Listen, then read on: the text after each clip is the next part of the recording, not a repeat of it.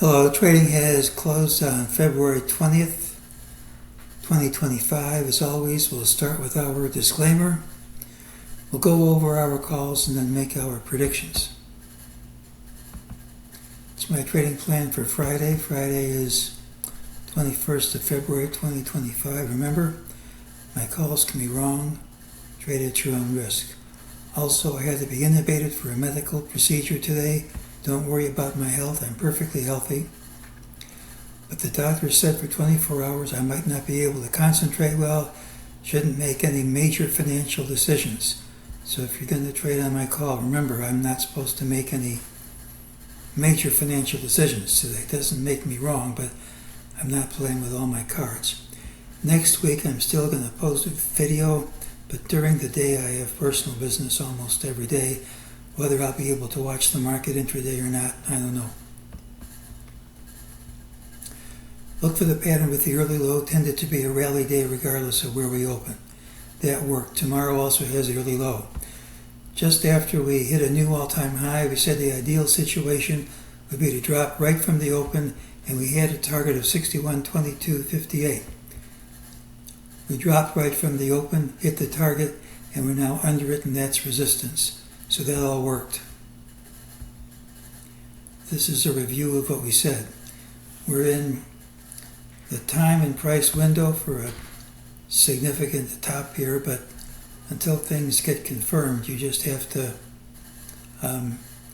be aware that everything works if we drop, but until we drop, it can always fail. Any one of these calls can be wrong, even though today's worked. We have a new target, 6,091.54. If we don't gap up smartly, that's my call for tomorrow. We rallied all day. This is MEJT resistance. We might go a little bit higher, hit that number or a little bit over it, 61.2258. If that resistance holds, if we even go that high, the ideal situation would be after possibly hitting that to start dropping hard and fast again. Now, you don't have to go hit it. You could drop right from the open. But this is a big drop. We undercut all these prior highs right after hitting a new all-time high. That's a rejection of the new all-time high. But any move has to be confirmed. If we gap up tomorrow, never trade under today's close, this break doesn't count. What you want to do is get follow through, at least trading under the close, and ideally trading under the low pretty fast. And what makes the thing a bit dicey is that after undercutting all these lows without stopping, we've come back and recovered over all these lows. So just as it was negative to go under all these highs, it's positive to go over all these lows. Now, time doesn't run out until tomorrow morning. We open down here, or at least follow through soon after the open. This recovery doesn't count. I mean, you open up here, there's no recovery because tomorrow's open can be a substitute for today's close, and if you don't open where we close, this doesn't count. But that hasn't happened yet. And until it happens, we have something bearish and something bullish, and it should be resolved ideally at or soon after the open. MEJT did give a sell signal in the afternoon. We haven't traded low enough to satisfy it, so we should trade lower than we did. That gives us a target of 6091.54. I think it's possible to count us as finishing bar 13 on the daily chart. Told you I can't think straight. On the weekly chart, bar 13 of DeMark's combo and sequential sell signals. Now these don't have to drop. I mean, it just means you overextended.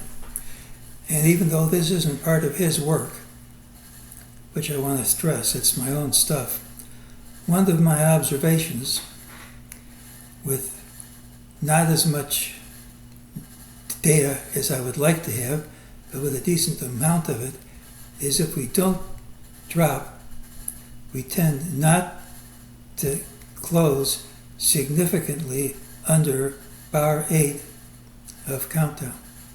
Now, I don't have enough data to be absolutely certain that's the right idea, but so far it seems to work. And since we've already gone with closes under bar 8 of countdown, if that's right, and again, my database isn't that big, if that's right, we are going to drop here. And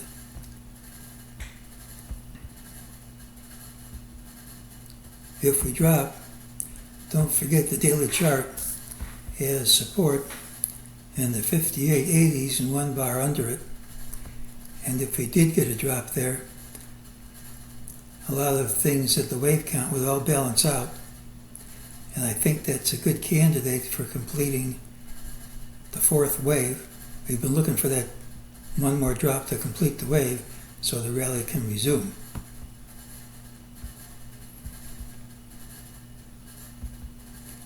So the ideal situation, tomorrow has the early low, maybe a little blip up, maybe go at or slightly over at 61.22, but ideally at or soon after the open, trade under today's close, and ideally, without too much delay, trade under today's low. And that's very plausible since we have the lower target, 60.91.54.